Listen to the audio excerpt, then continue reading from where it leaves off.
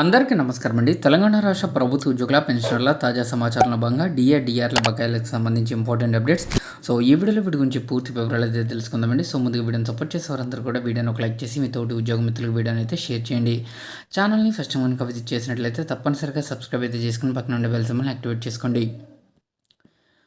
Retired ఉద్యోగులపై కక్ష, pension పెంపు లేనట్టే కరువు బచ్చానికి కూడా కరువే.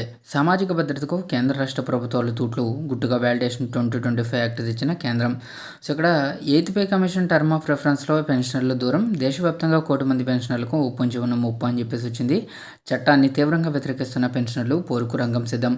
చట్టంపై స్పందన తెలుపని రేవంత్ రెడ్డి ప్రభుత్వం. రిటైర్డ్ ఉద్యోగులకు ఇక పీఆర్సీ వర్తించదా? కరువు బత్యం కలగానే మిగిలిపోతుందా? ఇన్నాళ్లు హక్కుగా ఉన్న పెంపు ఇకపై కేంద్ర రాష్ట్ర ప్రభుత్వాల దయపై ఆధారపడబోతుందా అంటే భవిష్యత్తులో ఇదే జరగబోతుందని పెన్షనర్ల సంఘాలు ఆందోళన అయితే వ్యక్తం చేస్తున్నాయి. కేంద్రం నేరుడు గుట్టుగా తీసుకొచ్చిన వాలిడేషన్ యాక్ట్ 2025 పేరుతో పెన్షనర్లకు తీవ్రమైన నష్టం అయితే వాటిల్తుందని పేర్కొంటున్నారు. ఈ చట్టంతో పెన్షన్ పెంపు, డిఏ వర్తింపు ఇలా హక్కులను కేంద్రం పూర్తిగా హరించిందని మండిపడుతున్నారు. దేశంలోని 99 లక్షలకు పైగా ఉన్న పెన్షనర్లు రోడ్డున పడే ప్రమాదం ఉంది. ఈ చట్టంపై రాష్ట్ర ప్రభుత్వం నోరు మెదకపోవడం అనుమానాలకు తావిస్తున్నదని అంటున్నారు. ఇక పెన్షనర్ల హక్కులను హరించే ఈ యాక్ట్ను కేంద్రం వెంటనే ఉపసంహరించుకోవాలని డిమాండ్లు అయితే చేస్తున్నారు. తమకు రాష్ట్ర ప్రభుత్వం మద్దతు ఇవ్వాలని కూడా కోరుతున్నారు.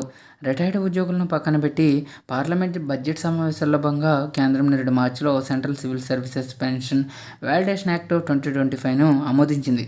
ఈ చట్టం ప్రకారంగా ఆర్థికపరమైన అంశాలపై ఫైనల్ డిసిషన్ తీసుకునే అధికారం కేంద్రానికే దక్కుతుంది. ఈ క్రమంలోనే కేంద్రం పే కమిషన్ నియమించింది. ఈ పే కమిషన్ టర్మ్ ఆఫ్ రెఫరెన్స్లో భాగంగా ఉద్యోగుల వేతన సవరణకు మాత్రమే సిఫార్సులు చేయాలని కూడా సూచించింది. ఇక రిటైర్డ్ ఉద్యోగుల పెన్షన్ సవరణ అంశాన్ని పొందుపరచలేదు. నాన్ కంట్రిబ్యూటరీ పెన్షన్స్పై సమీక్షించి తగిన సిఫార్సులు చేయాలని సూచించింది. అంటే పెన్షన్ను కేంద్రం సమయానుకూలంగా సవరించవచ్చన్నమాట.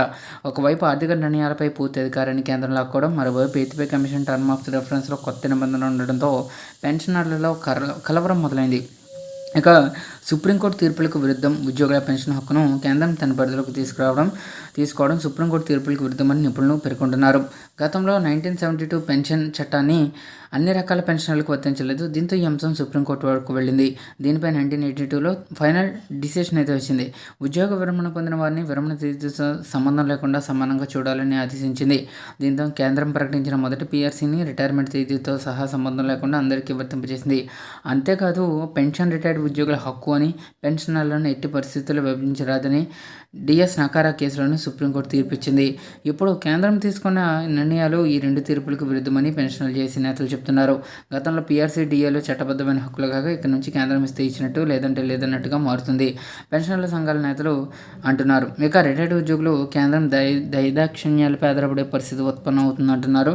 ఇటీవలే కేంద్రం యూనిఫైడ్ పెన్షన్ పథకాన్ని తీసుకొచ్చింది. పెన్షన్లు అందరినీ కూడా ఈ పథకంలోకి నెట్టివేస్తుందని అనుమానం కూడా వ్యక్తం చేస్తున్నారు.